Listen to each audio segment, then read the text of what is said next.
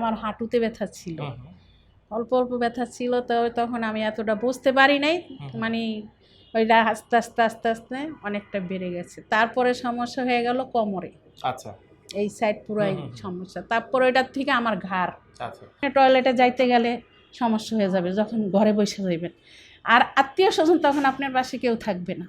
এটাই বাস্তবতা। তো এখন উঠি বসি, আলহামদুলিল্লাহ এখন তার আমার সমস্যা নাই। আলহামদুলিল্লাহ। আসসালামু আলাইকুম দর্শক, কেমন আছেন আপনারা? আশা করি সবাই ভালো আছেন, সুস্থ আছেন। আসসালামু আলাইকুম দর্শক, এই যে আজকে আমাদের পাশে যিনি বসে আছেন, আমাদের একজন পেশেন্ট, যিনি দীর্ঘদিন যাবৎ কোমর এবং ঘাড়ে ব্যথা এই দুইটা সমস্যা উনি ভুগছিলেন। অনেকগুলো বছর ভুগেছেন, অনেক ডক্টর দেখিয়েছেন, অনেক জায়গায় গিয়েছেন, এবং একটা সময় এমন হয়েছে চিকিৎসা ব্যবস্থার প্রতি কিছুটা বীতশ্রদ্ধ হয়ে পড়েছেন। একটা সময় এমনও ভাবতে শুরু করেছেন হয়তো আমার চিকিৎসা নেই, এরকম একটা অবস্থা। বাট হঠাৎ করে একদিন উনি সন্ধান পান ডিপিআরসি হসপিটাল, ঢাকা শ্যামলী, যেখানে সম্পূর্ণ অপারেশনবিহীনভাবে এই চিকিৎসাগুলো করা হয়, এবং দেরি না করে সরাসরি আমাদের কাছে চলে আসেন। শুধু তাই না, ওনার কথা শুনে আরও অসংখ্য পেশেন্ট আমাদের কাছে এসেছেন, কারণ উনি দীর্ঘদিন যাবৎ স্যারের ফলোয়ার ছিলেন, স্যারের একজন ফ্যান, এবং যারা এসেছেন তারা অনেকেই সুস্থ হয়ে ফিরে গিয়েছেন। আসুন দর্শক, আমার এই পেশেন্টের সাথে একটু কথা বলি। আসসালামু আলাইকুম। ওয়ালাইকুম আসসালাম ওয়া রাহমাতুল্লাহি ওয়া বারাকাতুহু। ওয়ালাইকুম আসসালাম। মা, কেমন আছেন আজকে? আলহামদুলিল্লাহ ভালো আছি। আপনার নাম এবং পরিচয়টা যদি একটু বলেন। আমার নাম শাহিদা, আমি আচ্ছা। টঙ্গী গাজীপুর থেকে আসছি, টঙ্গী আচ্ছা। College gate. পেশায় তো একজন গৃহিণী। জি, আমি একদম গৃহিণী। কয় সন্তান আপনার? এক ছেলে। এক ছেলে। হ্যাঁ। বড় হয়ে গেছে নিশ্চয়ই? হ্যাঁ, বড় হয়েছে। আচ্ছা, আমাদের দর্শকদের জন্য যদি একটু খুলে বলেন যে আপনার এই সমস্যাটা ঠিক কতদিন আগে প্রথম বুঝতে পারেন, শুরু হয়েছিল কতদিন আগে? এই সমস্যাটা বিগত 18 বছর তো হবেই। প্রায় 18 বছর। হ্যাঁ।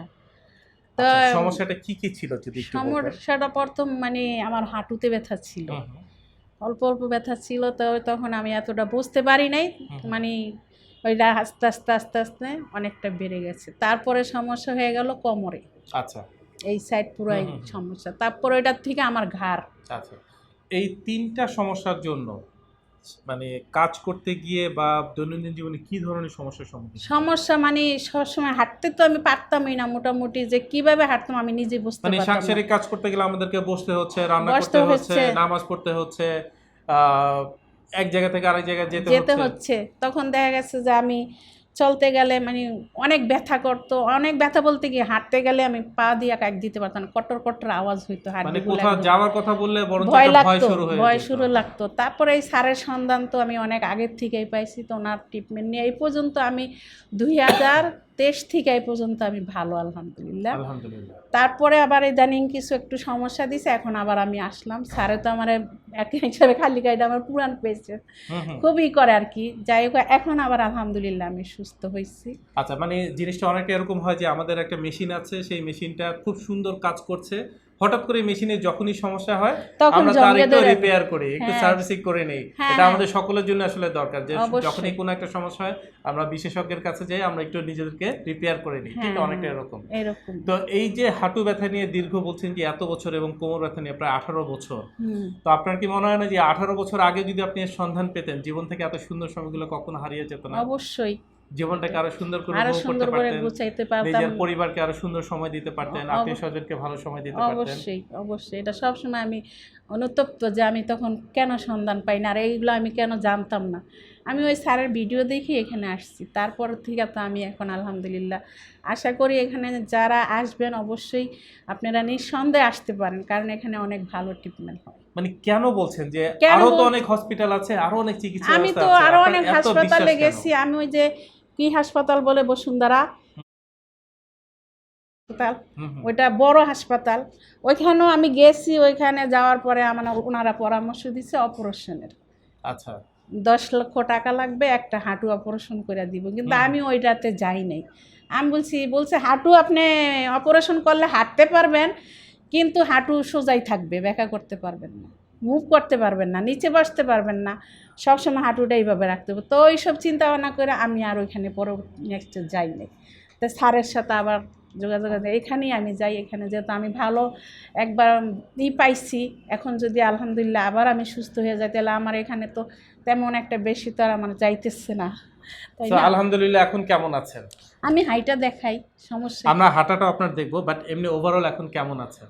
আলহামদুলিল্লাহ ভালো আছি। আর অনেক আগের থেকে আমি হাঁটা চলা বেহতার। বা সিঁড়ি দিয়ে ওঠানামা করা সেগুলো খুবই স্বচ্ছন্দ আমার তো একটু হাঁটুর সমস্যার কারণে হয়তো আমি একটু সিঁড়িটা কমই করব, কিন্তু এমনি তো আমি এখন রীতিমতন হাঁটতেই পারি। হাঁটা চলা করা নিজে আগে তো আমি বসলে মানে এভাবে উঠতে পারতাম না, যেটা সত্যি এখন কথা। বসা থেকে এই রোগগুলা সব, হ্যাঁ এখন তো আমাদেরকে একটু করে দেখাই, দেখি আমরা একটু দেখি কেমন ভাবে উনি যেহেতু কনফিডেন্টলি বলছেন।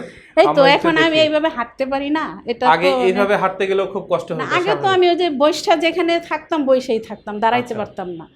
মানে দাঁড়ানটা মানে আমার জন্য এত কষ্টকর হইতো, ভাষায় বুঝাইতে পারবো না, ভয় এটা আল্লাহ মানে জানে। ভয় লাগতো যে কেউ দাঁড়ানোর কথা বলছে বা হাঁটার কথা বলছে, এরকম, আর এখন হ্যাঁ। নিজে উঠবসও করতে এই তো পারছেন। এখন উঠি বসি আলহামদুলিল্লাহ, এখন তার আমার সমস্যা নাই। আলহামদুলিল্লাহ। দর্শক আসলে না এই যে- এখন আমি মানে হয়তো বা আমার একটু ওজনটা বেশি, সেই জন্য হয়তো একটু স্যারে বলছে ওজন কমাইলে ইনশাল্লাহ আপনি পুরোপুরি, আমি 100% না দিলেও 90% আপনি ঠিক হয়ে যাবেন।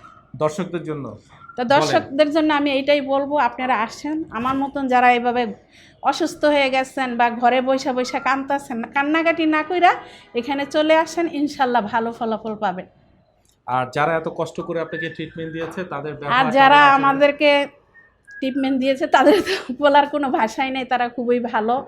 আমাদের মেয়েদের মতন ওরা খুব, যখন যেটা আমরা বলি শোনে, আর জিজ্ঞেস করে বারবার আন্টি কোনো সমস্যা হলে বলবেন, ব্যথা লাগলে বলবেন, ভালো ট্রিটমেন্ট দিয়েছে এইটাই আর কি, আলহামদুলিল্লাহ।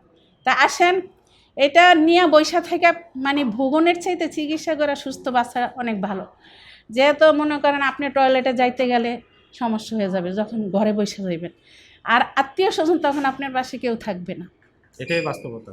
ছেলে সন্তানও থাকবে না, তাই নিজের ভাবনা নিজে আগে করাই ভালো। আলহামদুলিল্লাহ আমি ভালো হয়েছি, আপনারা আসেন, আপনাদের কাছে আমার অনুরোধ, আইসা দেখেন পরে বলবেন আমি যা বলছি সত্যি কথা বলছি। দর্শক আমি কিন্তু দর্শক এখানে হাইটে আসতে পারি না, আমি হিসাবে একদম হুইল চেয়ারে আসছি, তো এখন তো আমি হাঁটতে পারি, তাই না? অবশ্যই এইটার স্যার কি লাগে, আলহামদুলিল্লাহ ম্যাজিকের মতো না, ম্যাজিকের মতনই হয়ে গেছে। এখানে অনেক আধুনিক চিকিৎসা, এখানে কোনো সমস্যা নাই, সব পাইবেন এখানে, আসবেন অবশ্যই আপনারা। আলহামদুলিল্লাহ, আপনারা সবাই আমার জন্য দোয়া করবেন। আসসালামু আলাইকুম। দর্শক কথাগুলো কিন্তু শুনতেছি, আমিও শুনতেছি, ম্যাজিকের মতো আমার কাছেও মনে হচ্ছে। আসলে একটা মানুষ যখন দীর্ঘদিন রোগাক্রান্ত থাকেন তখন আসলে সত্যিকার অর্থে তার আশপাশের মানুষগুলোকে বোঝা যায়, তার পরিবেশকে বোঝা যায়, এবং আপন মানুষগুলোকে তখন চেনা যায়। মানুষ যখন বিপদে পড়ে, বিশেষত অর্থকষ্ট এবং শারীরিক সমস্যা যখন তৈরি হয়।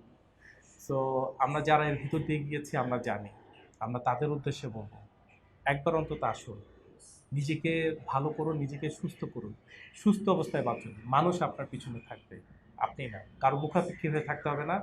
জীবনের শেষ দিন পর্যন্ত নিজের কাজগুলো নিজে করবেন, সুস্থ অবস্থায় বেঁচে থাকবেন।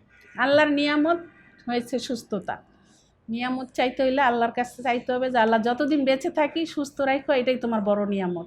ডাল ভাত খাবো তবু ভালো, কিন্তু বিছনায় পড়া যায় না, সময় থাকতে চিকিৎসায় চলে আসছে। খুব সুন্দর এটাই। কথা বলেছেন। দর্শক ভালো থাকবেন, আপনারা সুস্থ থাকবেন। আসসালামু আলাইকুম। আর দোয়া করবেন আমার এই মায়ের জন্য যাতে উনি এমনটাই সুস্থ থাকবেন। আলহামদুলিল্লাহ। আপনাকে অসংখ্য ধন্যবাদ। আসসালামু আলাইকুম। ওয়ালাইকুম আসসালাম ওয়া রাহমাতুল্লাহ। ডিপিআরস লিমিটেড, আস্থা, বিশ্বাস ও নির্ভরতায় অবিচল।